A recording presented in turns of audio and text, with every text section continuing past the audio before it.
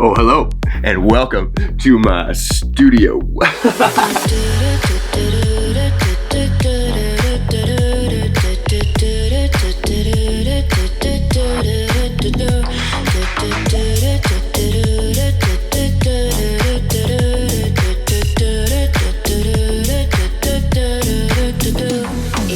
Yes, hello, and welcome to my studio. This is my happy place. I love it so much. It's taken, oh man, like 15 years to get to this place. I come here every day, and I just love it. It's dark. It's got a window, which is really important to me. It's got all my electronic-y gear, and every year I slowly try to upgrade it a little bit at a time. And I wanted to show you kind of what I got going on in here, because I know when I first started out, I used to live in my parents' basement, and I just had my like little shitty laptop.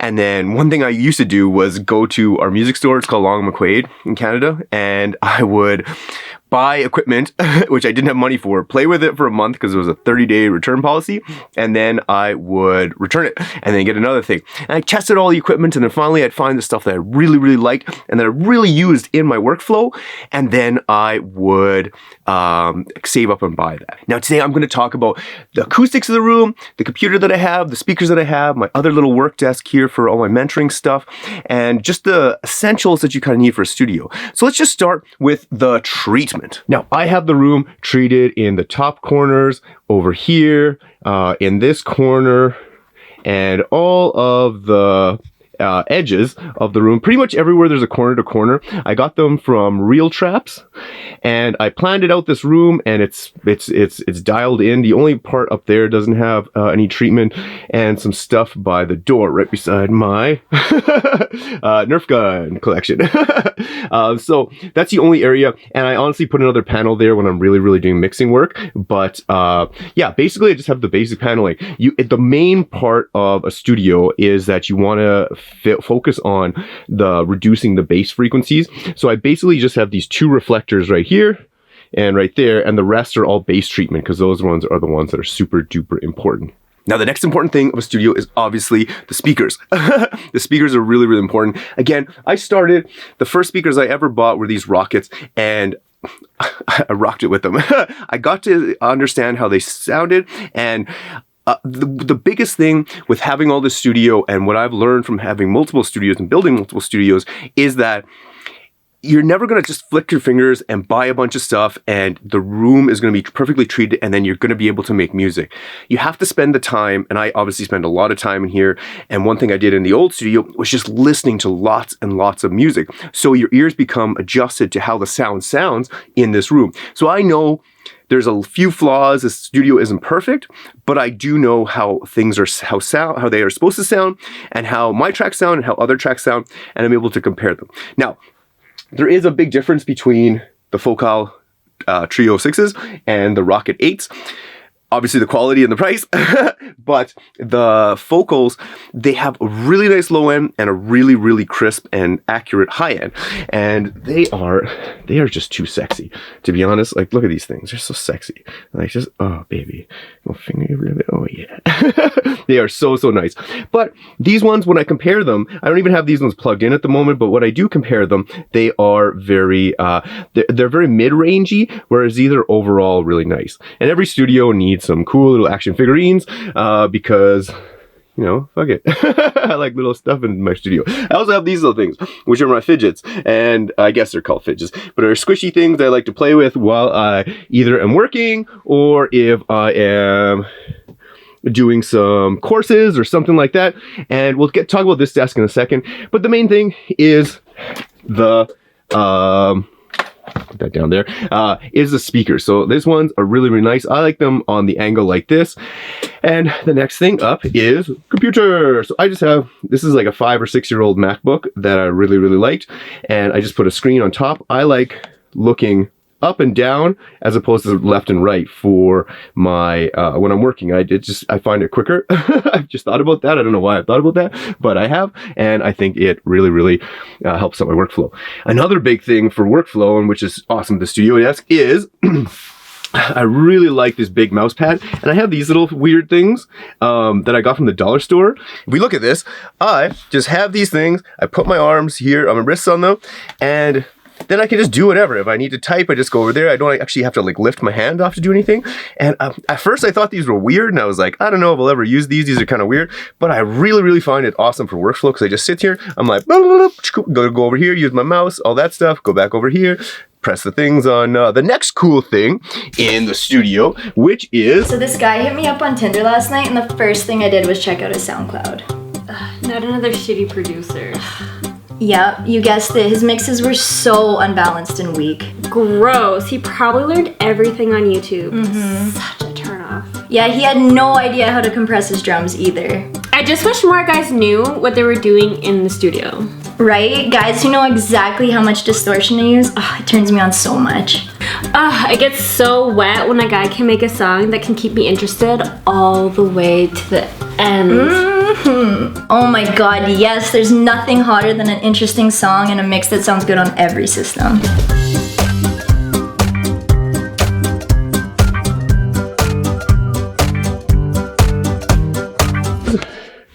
This Mamma Jamma Stream Deck. Now, with Stream Deck, I don't have it mapped to anything musical. I just have it for like opening up Zoom calls, opening up stream, like my streaming platform, having specific like typed things like emails and websites that I can just quickly access. Like one is Later, which I use for all my scheduling stuff.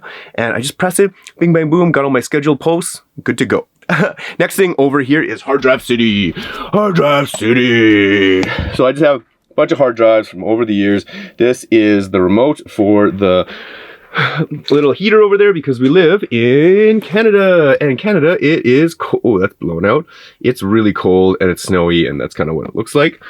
And then I have my hard drives, my Pomodoro timers, because I try to track everything, and then a little thing for my all my USBs and stuff like that. And then moving over to this. So this is my productivity planner, and this thing is a gem of a productivity thing. So basically it just shows you the most important tasks you got to get done for the day. So for today I have studio tour, which I'm doing right now. Then I have a song that I have to work on, another song, and then another tutorial that I got to work on. So those are the things that I got to do today, and this thing is awesome. Then also here I have my little MIDI controller. This one I just use for production on the go. I used to have this one set up over here, but I honestly just, I can write just small melodies on like this, and I just do chords on the computer. So like I don't really need a big long computer. I'd rather actually have the desk space than to just use just a big keyboard. I have had the keyboard there, like that one over here, and honestly it looks really cool, but I don't really care about the looks of things. I would rather just be more functional. Next thing over here is this sexy little workstation. I just want to take note of, or make note of, the window.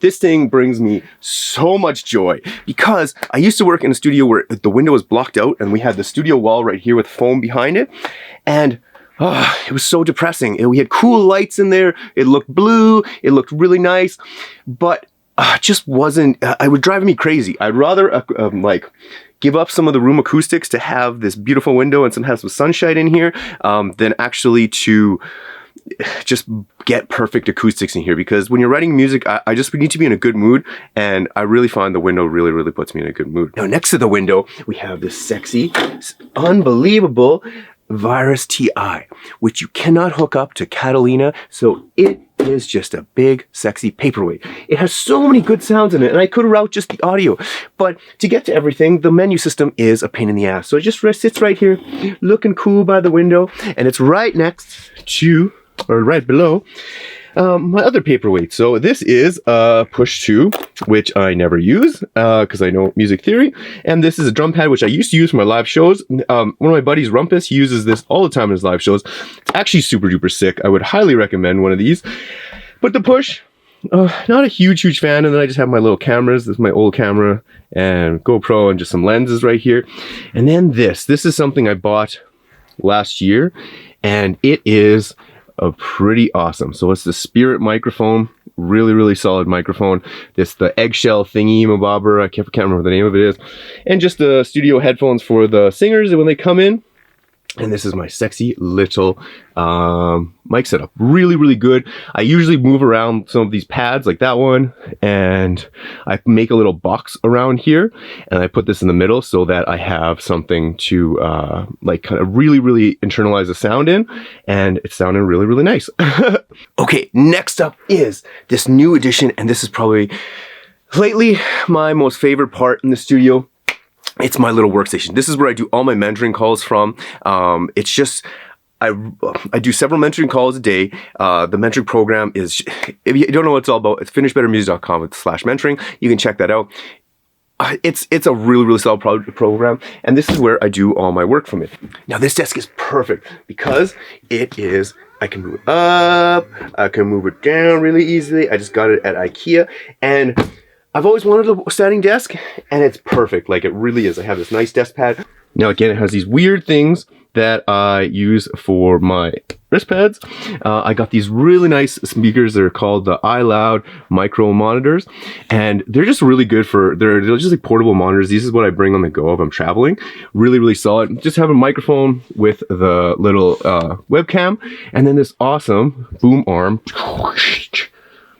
mic. It's just a blue Yeti. I just wanted a quick USB mic, and this whole setup is just so powerful. So I just stand here, and then I just crush out my mentoring sessions. It's awesome. I'm standing, maybe I'm working on some music, and I like to stand. I always do my final mixing over here because like these are just better speakers, but I like to stand and dance while I'm doing things, and I can record stuff really quickly, put this away.